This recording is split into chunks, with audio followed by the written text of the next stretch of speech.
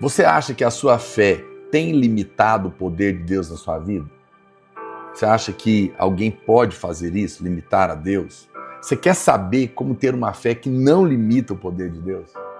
Então fica comigo, porque está começando mais um devocional na presença do Pai para abençoar você e liberar fé no seu coração. Amém? Você já tem o seu livro? Se você quer adquirir para você compartilhar com a sua família nesses dias de jejum da família, para dar de presente para outras famílias, para abençoar pessoas, é só você clicar no link da descrição e adquirir, vai chegar na sua casa, tá bom? No final, nós vamos orar juntos e vamos abençoar a sua vida, mas antes, lembre-se, se você não está inscrito, se inscreva aqui no nosso canal, clica aí, se inscrever, e mais, você pode cooperar conosco no ministério, se torne um assinante do canal. Nós temos várias opções de valor, com mais de 1.500 conteúdos exclusivos do Evangelho, e quando você se associa comigo, você está me abençoando, e todo o dinheiro arrecadado aqui no nosso canal, nós reinvestimos para divulgar o Evangelho, criando um grande movimento. Já passamos de 100 mil inscritos no canal,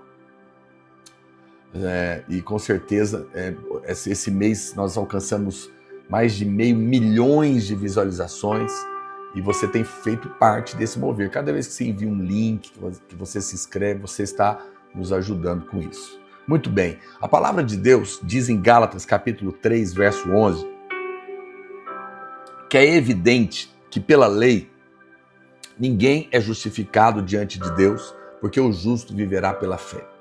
E Hebreus capítulo 10, verso 38 diz, todavia o meu justo viverá pela fé, e se retroceder, nele não se compraz a minha alma.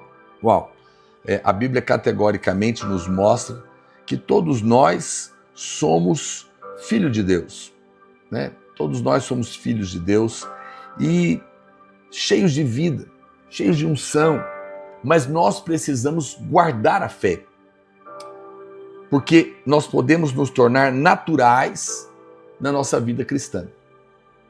E isso é muito ruim, porque somos seres espirituais, mas quando nos tornamos naturais, então é nesse momento que a nossa fé limita o poder de Deus de agir a nosso favor e a favor da nossa família. Quando nós somos pessoas naturais, nós vemos todas as coisas numa perspectiva meramente humana, natural, lógica. Mas é assim mesmo. É a maneira que o mundo vê as coisas. Eles não conseguem perceber que existe um mundo espiritual por trás, existem demônios, anjos, influências, não é? Que podem estar agindo ali e você fica tentando resolver as coisas de uma maneira natural, não resolve e não entende por quê. Tudo por uma visão natural. Então tenha muito cuidado para você não limitar a Deus na sua vida e na sua família, sendo uma pessoa natural. Deus quer que você tenha uma perspectiva espiritual, que você seja um homem ou mulher espiritual, porque dessa maneira sua fé vai estar em ação e você vai poder ter sucesso na vida. Acredite em mim, Deus é capaz de fazer todas as coisas em nosso favor, mas muitas vezes nós o limitamos. Deus pode, Deus quer, porque Ele não negou o seu próprio Filho, que é a maior bênção de todas, porque vai nos negar outras. Porque então não temos visto acontecer, porque às vezes temos limitado o poder de Deus através de uma fé limitada, porque olhamos para as coisas de uma maneira natural. Nós, muitas vezes, limitamos o poder de Deus por causa do que ouvimos outras pessoas dizerem. Crenças erradas. Nós o limitamos por causa de falsas doutrinas que infiltram hoje dentro da igreja ou através da internet. Você vai ouvindo aquilo e você começa a acreditar que Deus está irado com você, você começa a acreditar que a vida cristã depende da sua parte para Deus fazer a dele, mas ninguém sabe que tanto temos que fazer, quanto temos que ser perfeitos, quanto temos que fazer para merecer alguma coisa e que tanto vamos merecer. Ninguém tem resposta para isso, porque isso é religião. Não funciona assim, mas são crenças erradas, limitantes, que impedem a sua fé de fluir e que paralisam o poder de Deus na sua vida. Nós limitamos o poder de Deus na nossa vida por causa da perspectiva natural e humana que muitas vezes temos das coisas. Não, meu marido é que é cabeça dura, meu filho é que é rebelde, o país que está em crise, o mundo é assim mesmo, a vida é assim mesmo, temos que nos conformar. Natural, natural. Não consegue perceber as coisas por trás. Mas para o Senhor não haverá impossíveis em todas as suas promessas. Vamos escrever isso? Pega aí o seu caderno de anotações, de frases, e escreve também nos comentários para mim. Escreve assim, para o Senhor não haverá impossíveis em todas as suas promessas. Para o Senhor não haverá impossível em todas as suas promessas. Ok? Isso é poderoso, não é? Então não limite a Deus. Vamos ler um texto aqui de Juízes, capítulo 1, verso 19, para quem estiver anotando. A Bíblia diz assim, esteve o Senhor com Judá, e este despovoou as montanhas, porém não expulsou os moradores do vale, porquanto tinham carros de ferro. Eita, Deus tinha dado para eles, mas uma parte eles não tomaram posse, porque lá tinha moradores que tinham carros de ferro. De alguma maneira, eles não quiseram enfrentar isso aqui. Veja que o texto diz que o Senhor estava com Judá. Estava com Judá. Não é maravilhoso saber que o Senhor está conosco? Acho que a coisa mais poderosa e importante da nossa vida é saber que Deus está do meu lado. Deus está comigo, não contra mim. E isso já é muito poderoso. É exatamente esse o significado do nome Emanuel, Deus conosco, Deus comigo, Deus com a minha casa, Deus com a minha família. Deus está com você, porque você está em Cristo. Mas é interessante nessa história que logo em seguida nós lemos que eles não conseguiram expulsar os moradores do vale porque eles tinham carros de ferro. Mas deixa eu te fazer uma pergunta aqui, vê se essa história faz sentido. Se Deus está conosco, o que significa um carro de ferro contra mim? Talvez hoje seriam tanques de guerra, poderosíssimos, de alta tecnologia. Não pudemos entrar naquela terra porque eles eram fortemente armados com tanques de guerra. Meu amado, mas se Deus está do lado de alguém, o que é um tanque de guerra? O que é um carro de ferro? Para Deus, um tanque de guerra, de aço, é papel. Ele pega e amassa. Faz isso aqui, ó. Olha aqui, ó. Isso aqui é um tanque de guerra para Deus. Nada. Golias estava vestido de uma armadura de bronze, diz a Bíblia. Mas foi derrotado por uma pedra de um jovem que tinha fé em Deus. Não precisou de muita coisa. Bom, para compreender isso melhor, a gente precisa ler para entender o que é que aconteceu. A gente precisa voltar um pouquinho no começo do capítulo. Lá em Juízes, capítulo 1, verso 1, olha o que a Bíblia diz. Depois da morte de Josué, os filhos de Israel consultaram o Senhor dizendo, quem dentre nós primeiro subirá aos cananeus para pelejar contra eles? Respondeu o Senhor, Judá subirá. Judá subirá. Guarde isso. Eis que nas suas mãos entreguei a terra. Ponto final. Não importa o que vão enfrentar, eu entreguei a terra. Deus só falou isso. Ele não disse, eu vou entregar a terra, mas desde que não tenham carros de ferro lá, ou que não tenham gigantes lá. Ele não falou nada disso. Disse, pois, Judá a Simeão, seu irmão, sobe comigo, a herança que me caiu por sorte, e pelejemos contra os cananeus, e também eu subirei contigo à tua, que te caiu por sorte. E Simeão partiu com ele. Veja, o Senhor disse que Judá deveria sair primeiro para a guerra, para a peleja. Então, aqui está a primeira coisa que você tem que entender. Quem é Judá nessa história? Por que Judá tem que ir primeiro? Não seja natural, lembra que eu te falei? Não leia a Bíblia como se fosse um livro de historinha. A Bíblia é um livro de revelações. Revelações geram fé, que produzem milagres na sua vida.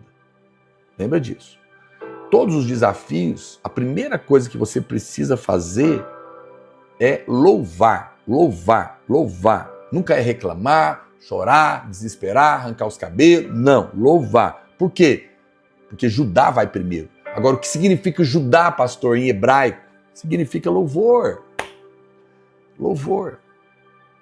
Judá é a palavra Yehudá. Yehudá. Significa louvor. Então, quem sobe primeiro? Judá, louvor.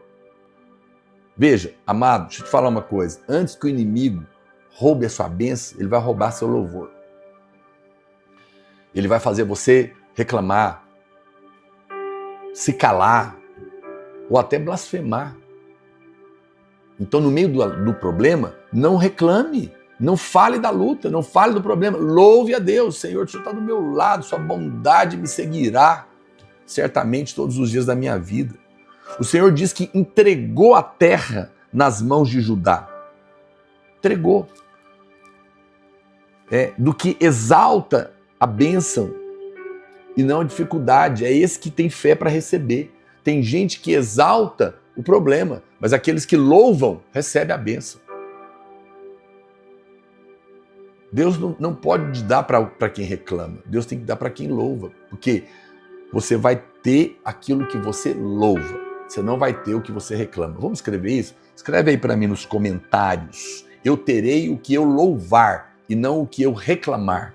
Todo mundo escreve esse texto aí para mim. Eu terei